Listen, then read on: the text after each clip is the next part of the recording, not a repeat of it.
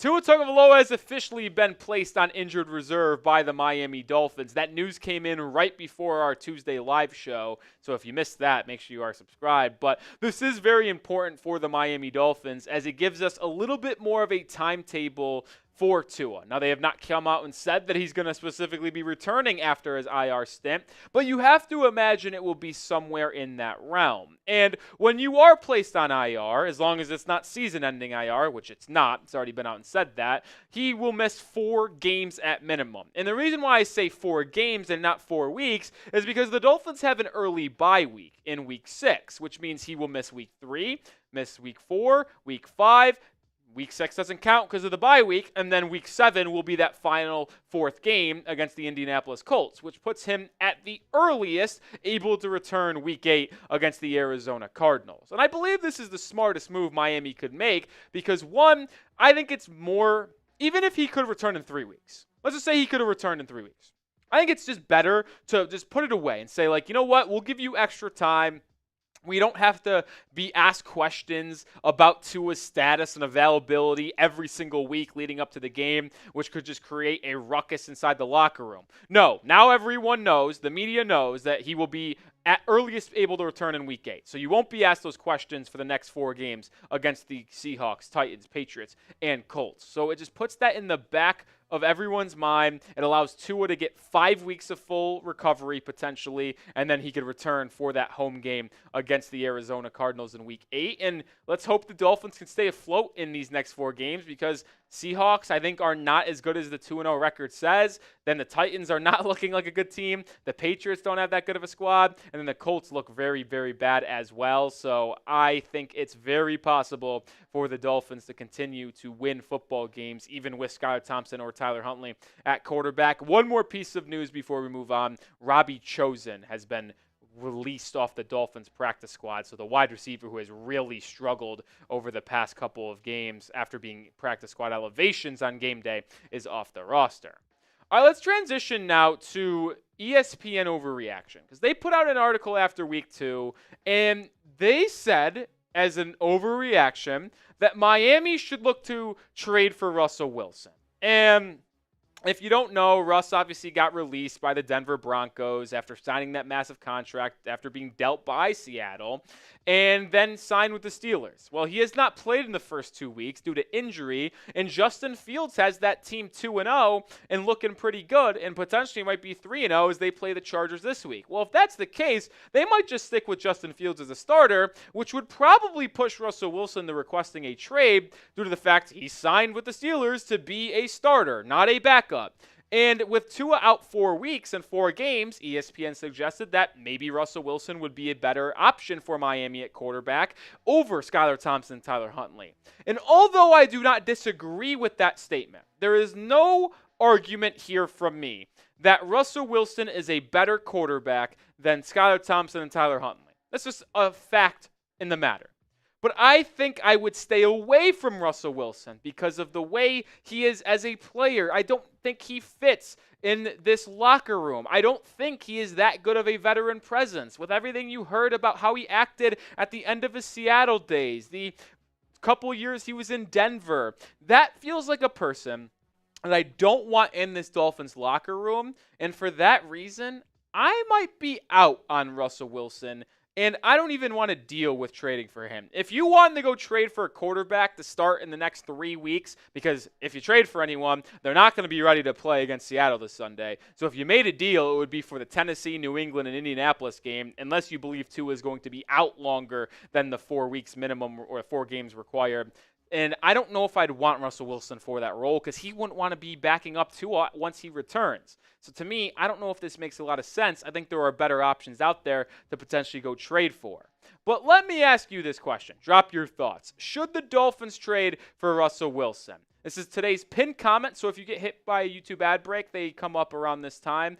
Let it play, scroll down, and answer today's pinned question. Should the Dolphins trade for Russ? Type Y for yes or type N for no. If you could not tell, I am very much out on Russell Wilson. For the same reasons I just mentioned a couple seconds ago about his personality, his leadership qualities. I just don't think he is the right type of guy to lead this Dolphins football team. He is better than Thompson and Huntley. There is no debating that. But I just do not want the Dolphins to bring him in because I think it will create more controversy and chaos around this football team than it will bring good, which is why I am out on him coming to the 305. And ESPN actually agreed with me, by the way.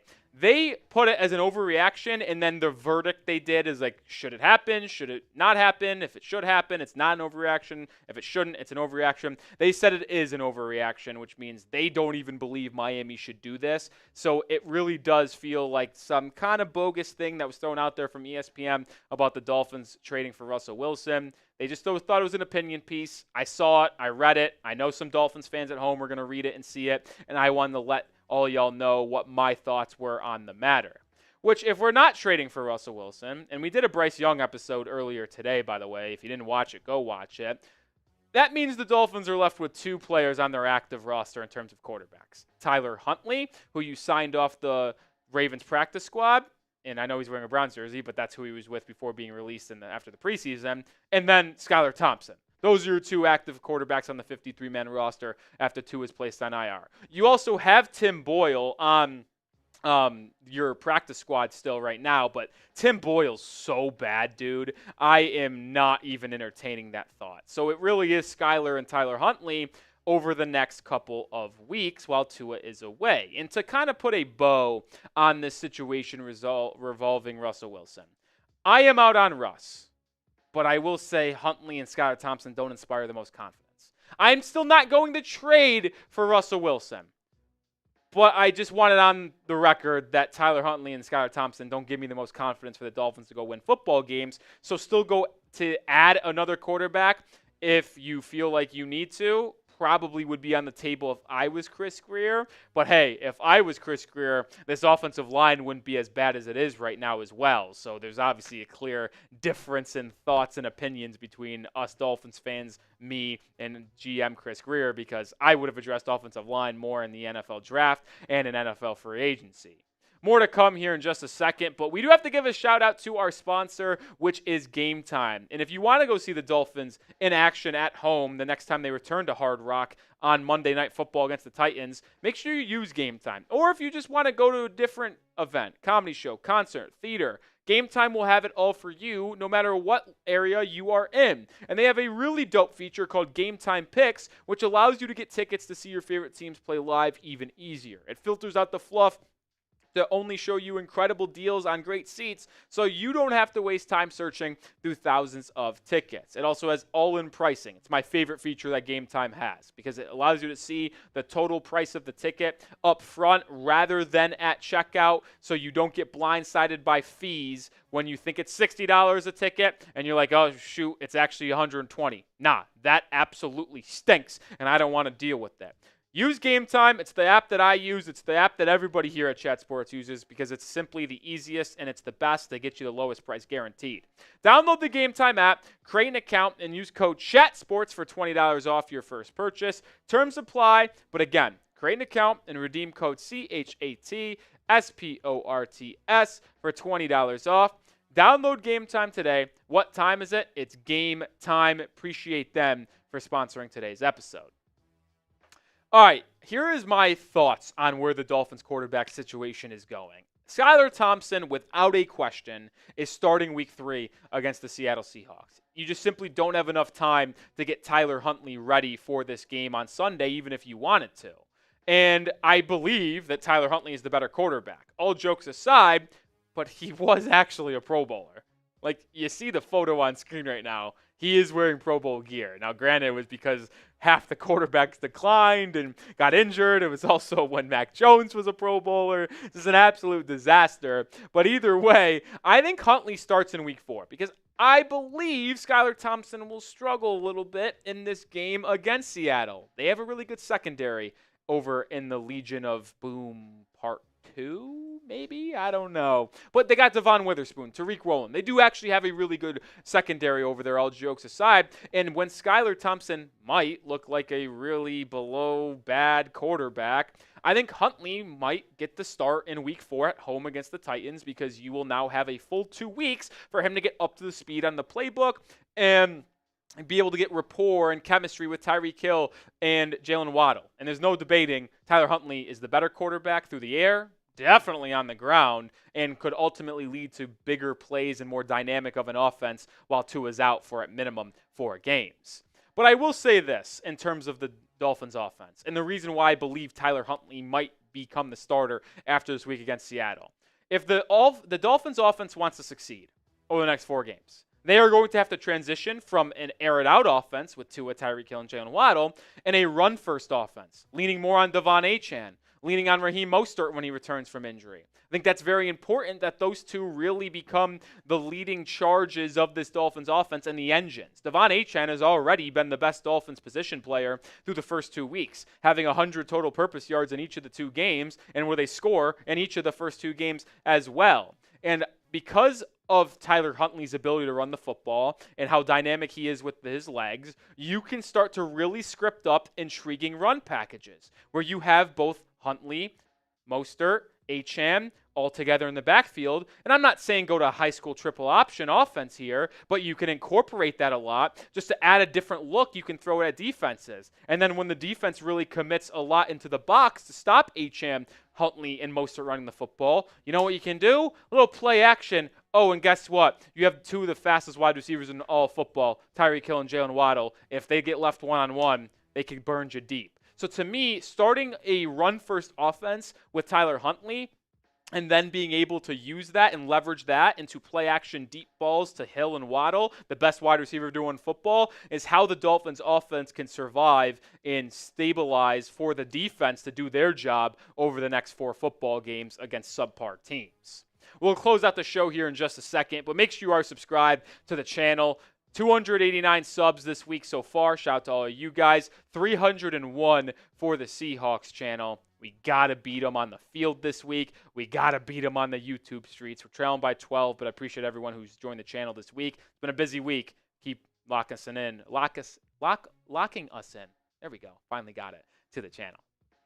And I do want to point out one more time, with the Week 3 matchup against the Seattle Seahawks, their strength is a secondary, man. Like I mentioned, Devon Witherspoon, Tariq Woolen. They've got a couple good safeties over there as well. Julian Love, who had a big-time play against the Patriots, basically turned that game around by blocking their field goal with, what was it, I think 3.5 minutes left, which prohibited New England to go up 6, only went up 3, and then the Seahawks drove down the field and tied it up to send the game in OT, where they ultimately won. If they had to score a touchdown, maybe that changes. So their secondary is their best aspect. They lost Jordan Brooks. He's on our team now. They do have Jerome Baker, member the former Dolphins linebackers, now over there.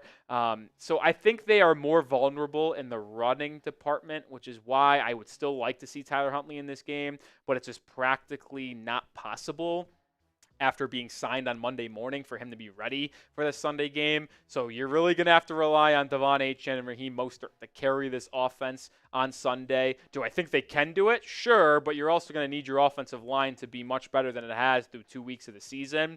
And who knows if Teron Armstead's going to play. I don't even know who's playing at left guard. Robert Jones got benched/hurt in Week 2 against the Bills. You're still going to have that same center, right guard, right tackle combination, but that left side of the offensive line is a complete mystery at this point. We'll have to see, and we'll have updates throughout the week on the injury report and who ultimately will get the nod at left tackle and left guard for Miami. But these 5 right here you see on screen are going to have to come up huge if the Dolphins want to win and stay afloat over the next 4 games without Tua, because you're going to have to lean on them in the run game, as well as protecting Skylar Thompson or Tyler Huntley a little bit longer than Tua.